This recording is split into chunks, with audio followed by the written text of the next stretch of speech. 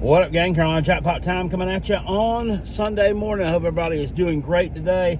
I'm doing really good. It's nice to be able to make one of these videos on a Sunday, not having to talk about a loss for the first time in 3 weeks. South Carolina gets in the winners column again with a 35-13 convincing victory over Kentucky last night that actually could have been worse than that. Of course, we come off back-to-back SEC losses at home against Vanderbilt 2 weeks ago, and then on the road last week at Missouri. Let's get into this ball game and talk about it a little bit. I will say this: that was the best the team has looked all year. I will also say this: there are a lot of things that still need to be improved. You know, at some point when you're going through a tough stretch, you kind of got to lean on these positives a little bit, don't you? Carolina with some big turnovers, a second quarter where they created some explosives on defense and were able to kind of salt Kentucky away early, really, because they put them in a huge hole and they were just unable to muster enough offense to get out of that hole. Let's talk about it, shall we? South Carolina last night, they pick up 340 yards of total offense, which is good. 163 through the air, 177 on the ground. 177 looks a lot better than -9 or whatever it was last week, doesn't it? Yeah, I think it does. Lenora Sellers, of course, is the one who picked up the bulk of those yards. As I told you last week, guys, the reason they lost the game at Missouri is because they didn't run the best athlete on the field.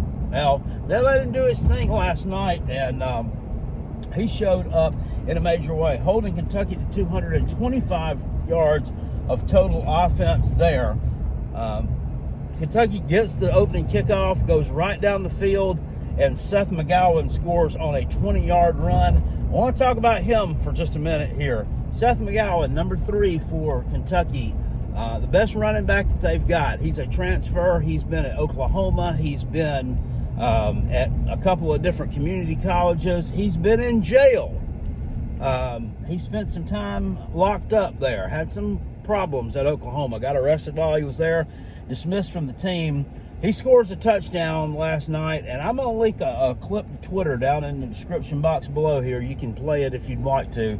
But he hauls off as soon as he scores his touchdown, and he flings the ball into the stands right at the people that are sitting there in the first row. And he hits a guy right here on the shoulder, an older gentleman that was actually in a wheelchair. I guess he didn't know that. Turns out it was Lenora Sellers' grandpa that he pelts with his football. Now, this is just wrong on a few levels. If you want to go back and look at when South Carolina scored their touchdowns last night, their players dropped the ball in the end zone, and then they celebrated. There's absolutely no excuse for this guy to go flinging the fucking football into the damn stands, and much less right at somebody. And all over Twitter, which Twitter's just a cesspool of fucking dickheads. That's all it is. It's a cesspool of fucking dickheads who have no feelings, who get online on these troll accounts and just troll themselves into oblivion, just saying stupid things that they wouldn't say to anybody else's face. But they'll say it online on Twitter because Twitter, unlike Facebook, is just where you're relatively anonymous. Now, with Carolina Jackpot, you know who Carolina Jackpot is, saying things like, well, the old guy should have caught the thing. Well, they're soft. He was aiming, it was a Clemson fan said, looked like he was aiming for the bushes. He wasn't aiming for the damn bushes. You can go back and clearly see he was not. Why would you aim for the damn bushes? No, he did that.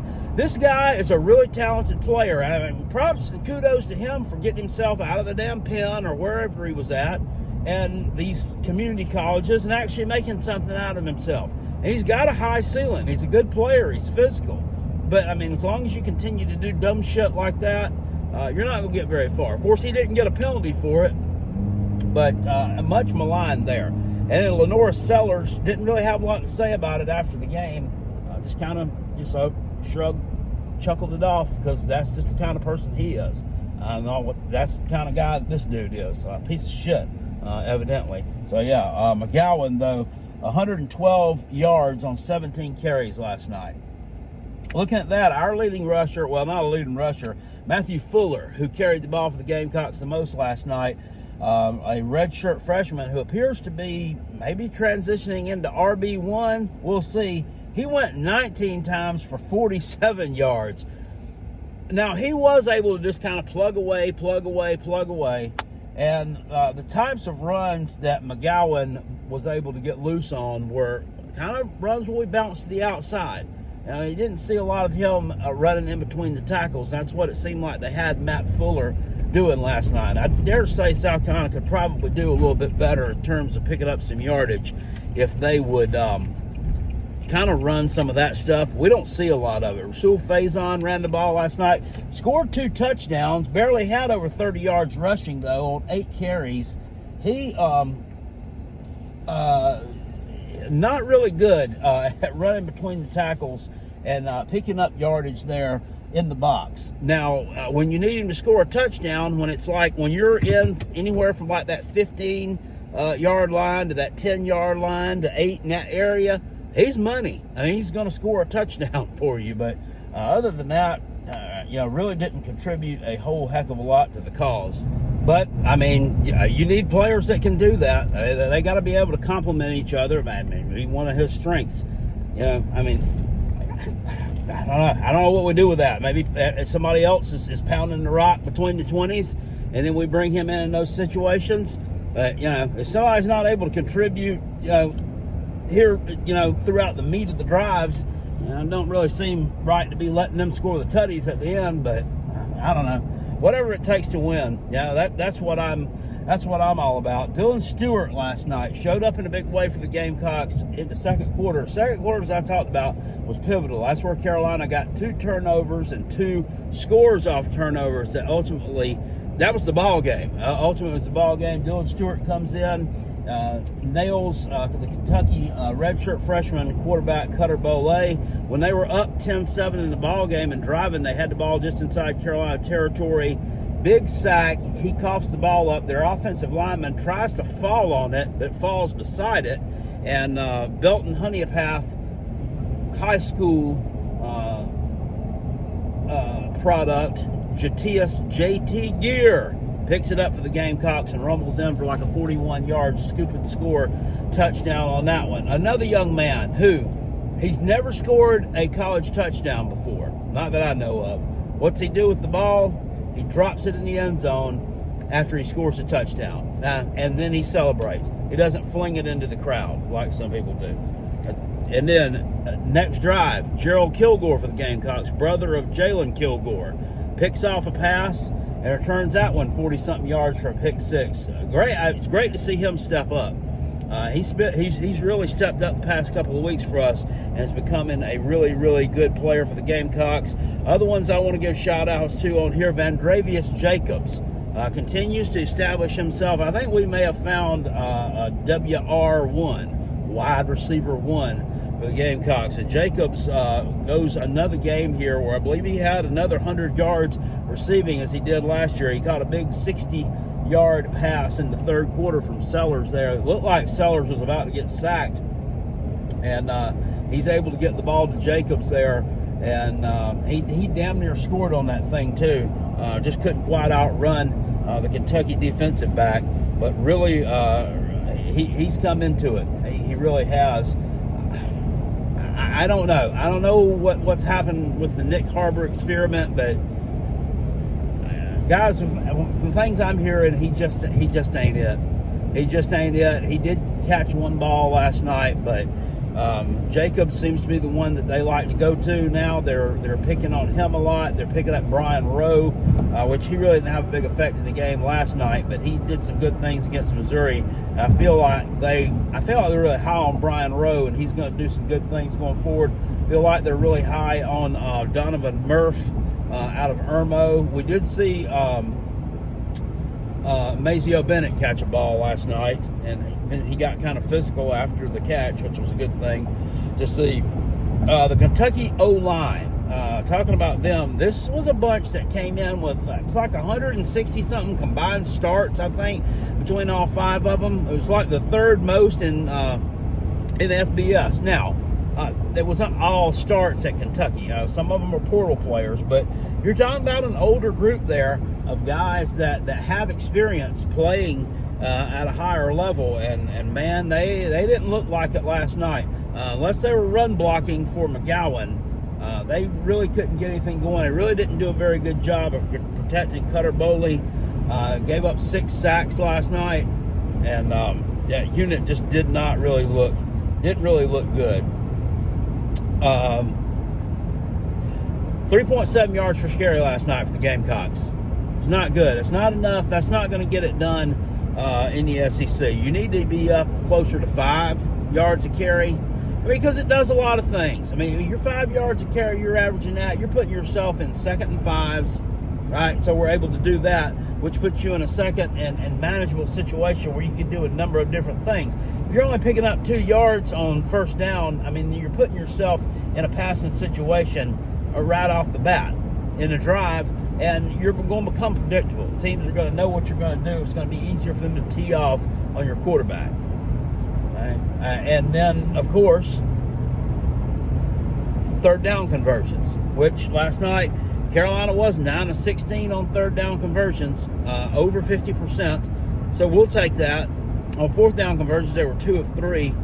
Kentucky was 5 of 13 on 3rd down conversions, so not very good there, and 0 and 2 on 4th down conversions. We had a fake punt last night in the 3rd quarter, and the punter Mason Love hits Maurice Brown II. He's a fullback, tight end, does a little bit of everything type player, with a big jacked up neck roll, kind of looking like George Rogers a little bit there in that regard, and he comes up 1 yard short of picking up the first down on that fake punt. So just really didn't know where the sticks were, I think he might have been able to get that first down. Also last night you saw Sellers kind of slide on a play like 2 yards short of where the marker was, and he could have easily picked up that first down. So once again, they didn't know exactly where they needed to get to as far as for a first down. So maybe that's something they need to work on here in this bye week, because it's going to be pivotal. We talked about that. We talked about Kentucky's offensive line. We talked about Seth McGowan a couple of times. Just really glad to see Jatius Gear and Gerald Kilgore get a couple of touchdowns for us. You get a lot of this stuff from people like, well, look at you over here scoring defensive touchdowns. That ain't an offensive touchdown. Blah, blah, blah, blah. Well, first of all, you're scoring a defensive touchdown. That's taking your offense out of the equation. It's putting their offense right back on the field again. So, it is taking a drive away from them. I get it. But, sometimes those scores are always going to come on explosive plays. They're going to come on exciting plays. They create excitement with your fans in the stadium, which creates a more raucous atmosphere, which makes things tougher on your opponent. And it also lifts your team up a little bit, too. It lifts your team up a little bit. It really got Kentucky on their heels last night. They have an issue at quarterback. I like the running back. I like McGowan, as I said earlier. I don't like his attitude, but I think he's a good player. The other running back, Dowdell, the one that transferred in from Oregon, he didn't have a great night last night, but I think he's a little bit better than that. He was the one that kind of tended to run between the tackles a little bit, and Carolina's pretty good at stopping teams when they go with that deal. The ones that get to the outside, the ones that bounce to the outside, the ones that give them problems, the more physical type guys. So you got that. Your offensive line, as I said, it didn't look good last night, but I got to think that unit played a bad game. I just really do. Defensively, I think you got some issues there and some breakdowns, but they have an issue at quarterback, and that means you're not going to be able to go anywhere with an issue at quarterback like you've got. Of course, they went to the portal, brought in Zach Calzada, a guy who's been an Incarnate Word. He started out, I think, at Texas A&M, and he went to Auburn, then went to Incarnate Word, which is an FCS school that puts a bunch of points up on the board. They're one of those teams that light up the scoreboard, so he probably had some good stats down there playing against weak competition. And so Kentucky brings him in, and he comes here, and I mean, he's throwing some terrible balls, and now he's hurt. So I'm not really sure what the status is with him, but Color Bowley was getting banged up a lot last night. I started to feel sorry for this kid. He was taking a beating, 6 sacks, and getting popped every time he took off to try to go take off running. He's a 4-star, I believe, out of Hodgenville, Kentucky. I mean, I don't know if he's a true 4-star or not. I think some of these players may get kind of classified and rated wrong. I know it was his first start on the road, first SEC start on the road, and I mean, he kind of looked like shit. I mean, and he's a redshirt freshman. Well, I mean, Lenore Sellers was a redshirt freshman last year on the road at Kentucky in his first SEC start in a pretty hostile environment. It was sold out. Now, it's not the biggest stadium in the SEC, but when it's sold out and Kentucky's playing good, they get loud and cause some issues for the opposition. And he had a really good game last year. So, and that was after coming off of that Old Dominion game where they didn't look real good at all. So, I don't know. This guy's probably not it. Mark Stoops, last night in the press conference, tried to defend his quarterback. And I just reading the Kentucky YouTube comment section, the message boards, just looking at the overall state of the program, what their fans seem to think. This may be his last year in Lexington. They do not like. I can definitely tell you that offensive coordinator is probably not going to be around in terms of next year either. Bush Hamden, I think. Yeah, not really. They're not happy with him. They say stat was since he's been at Kentucky, which was since the beginning of last year, he's not scored more than 2 offensive touchdowns in a game. That's not going to get it in the SEC. That's not going to get it in any conference. We tend to always say in the SEC. Okay, sorry guys, SEC homer here, but it's not going to get it done in any conference really. Stoops they failed time and time again on bringing quarterbacks out of the portal. Last year they brought Vandegrift from Georgia. He wasn't it. He ended up retiring. How do you retire? He retired from football at like 22 years old. I mean, I guess he knew he wasn't going to go pro. I mean, I guess that's just what you do. I mean, they seemed to make a deal out of it that he had retired from football. The year before they brought in Devin Leary from NC State. I mean, he didn't ever really look great there. I think Will Levis was probably the best one that they brought in as far as the transfer portal QBs go. But, he's definitely striking out a lot here, and he probably doesn't have the money, probably doesn't have the funding to get the players he needs. I mean, look at what they're doing in basketball. You've already seen with this new rev share thing, they've already come out and said, now y'all can correct me if I'm wrong here, I think it's like 50% of their rev share at Kentucky, they are dedicating it to men's basketball. That's like the highest of anybody in the SEC. And you just see Mark Pope out here. These people are just buying 5-stars just to load up on the bench to show off as damn trophies. And meanwhile, Mark Stoops is over here having to go shell out some pennies and dig down in his couch cushions to scrape up enough money to go buy Zach Calzada from Incarnate Turd. I mean, it doesn't seem right. Not fair, but I mean, Kentucky is a basketball school. Despite the fact that they call themselves a basketball school, but they're really a one and done school. Is what they are, or at least they were under John Calipari. They were famous for the one and dones. I mean, they haven't really made a whole lot of noise. Been to a Final Four in years. Made any noise in the NCAA tournament. They always seem to get eliminated in the first or second round. I mean. But yet everybody thinks of them as a basketball powerhouse, and they consider themselves a basketball school. And they are. I mean, they're a basketball blue blood. They have a rich history in men's basketball. That's where they're going to put the money at. It's unfortunate for someone like Mark Stoops because the Kentucky fans, they like football. They enjoy it. I mean, they're not fans who give 2 shits about football. They're upset when their football team's not playing well. And I get it.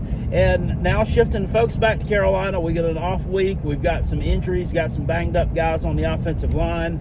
I'd like to see that get healed up in the next couple of weeks. They should be healthy and ready to go. I'd like to see Judge Collier get all the way, ready. And I don't know if he played last night. I don't know if he did or not. I'd like to see all that get cleared up. They've got a big test on the road at LSU in 2 weeks or 13 days. There will be no live stream for that game. The time has not been announced for it yet. I'm thinking that since LSU is going to come in as a 1-loss team, Carolina's coming in as a 2-loss team, this is going to be a night game. I feel certain. I know it is in the flex window where it could be either like that 3:30 to kick or like the 4:15 kick if it's on SEC Network, or it could be a night game. I feel sure it's probably going to be a night game. They like those night games at LSU, and I'm going to it. So I'm really looking forward to heading down to LSU and meeting some people and chopping it up with them, chopping it up with any Gamecock fans that we might run into down there. Staying about an hour away from there on that Friday night. I don't know exactly where I'm staying Saturday night. I guess we'll have to figure that out after the ball game. But this, weirdly, it's the same weekend last year. Weirdly to me, I mean, it feels like a spot where I feel like South Carolina's going to go down there and play well. I don't know why, but I just feel like they are. They were the same place they went and played well against Bama last year on the road and damn near won the thing. LSU has got some problems moving the ball offensively. I know their running back Caden Durham was banged up, and he's one that did some damage against us last year in that kind of back and forth game where they ended up coming back and winning 36-33. And we all know what happened there with the bad calls. Carolina got screwed, yada, yada, yada. Hopefully Beamer has got them on track in the next upcoming week and in the bye week, and we're not focusing on all that, getting screwed. They're focusing on going on the road against an SEC team that you have an opportunity of playing pretty well defensively against. And maybe we get in a low-scoring game where, once again, maybe one of these defensive scores ends up being the difference in that thing. Brian Kelly, him and the LSU fans, they're not really jihawing too well together right now. He keeps on coming up with a lot of excuses about why they don't have a good offense, why they don't have a great run game. Garrett Nussmeier, he's been kind of banged up, and he won't really come out and say a whole lot about it. Now, defensively, they're really good, and I think that they're going to cause us some issues there too. But with their Rudy Poo offense, South Carolina should be able to sustain that and keep this a close game. And by no means am I saying, if we go down there and lose 13-6, I'll be okay with it. I'm not going to be okay with that. I'm not. Carolina can create some explosive plays on the defensive side of the football, which everybody's giving us shit about because that's the only way you're able to score, and taking punts back for touchdowns. Oh, that's not going to win games in the SEC. Oh, yeah, it could. Oh, yeah, it absolutely could. It could be a huge difference maker for South Carolina. So, we've got our season here at a crossroads. We're 3-2. We wanted to be 5-0. A lot of people were predicting us to be 5-0. I thought that was just delusional talk. I predicted us to be 4-1 through this point in the season. And you've heard me say this in other video before, and I swear I'm not lying to you. I wanted to pick us losing to Vanderbilt. I wanted to. Had that game been played in Nashville again, I would have. I wouldn't have had any questions doing it, but I just, for some reason, I was like, they're not going to do it. And no, nobody's going to like, people are going to give me shit in this video if I say that. So I didn't do it, but I had a funny feeling that something was going to happen there, and it did. I didn't think we were going to get our ass beat like we did. Now, make no mistake about it. I didn't think accurate was happening, but it absolutely did. It absolutely did. But we're at a point in the season here where you can salvage some stuff. Okay, and these other teams looking at the schedule, looking at Alabama, looking at Ole Miss, looking at A&M. A&M is not a team that's going to go out here and score a bunch of points either. Apparently, Auburn defensively kind of held them in check yesterday. Wasn't able to win the game, but they kept that thing close throughout. Ole Miss, when I look down here, just overall, this whole bunch. Either them or Bama is the best out of the two. I think it's probably Ole Miss, to be honest with you. You don't run across too many teams that have two quarterbacks that are both really good and can beat you in a lot of different ways. I think that's a game on the road. That could potentially be a paddling again. I hope not, but it could be.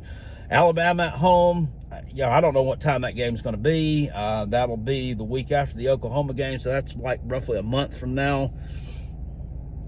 They looked decent last night, I guess. Beat Georgia in Athens. I mean, what can you say? How often does that happen? So they got the big win against UGA last night. And then the game against Oklahoma, look, I mean, it looks like Johnny Mateer won't be playing for Oklahoma when we play them. We'll have to see how they look this week against Kent State with Michael Hawkins at quarterback, which, granted, that's not going to be a huge barometer of how good they are, because anybody's quarterback could go out and look good against Kent State. They're absolutely just dreadful. But he'll play against Texas, and we'll see a lot there about him. He was not good last year for Oklahoma. Now, they've got a new offensive coordinator this year, this Arbuckle guy that came with John Mateer from Washington State. Maybe he levels up Michael Hawkins a little bit. We'll have to see with that. But I don't want to sit here and say, well, we got a chance to beat them because your quarterback's up. But Oklahoma doesn't run the football well. They brought Jaden Ott in out of the transfer portal, and I guess it's been kind of a disappointment. I don't know if he's been banged up or what, but they have not been. That's been where they've been maligned. Their defense has been really good. Offensive line's been really good. They've not been able to run the football, from what I understand. So there could be some opportunity there. That's the week after their game against Texas. If they win that game, which I think they may, they're going to be riding high hog there, riding on a high horse. What the hell's a high hog, Carolina Jackpot?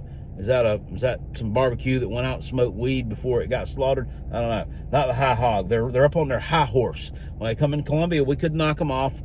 We'll have to see. But there are opportunities there to win some games. Coastal Carolina should be a win. Clemson should be a win. There's no reason why South Carolina shouldn't beat that team. They look terrible.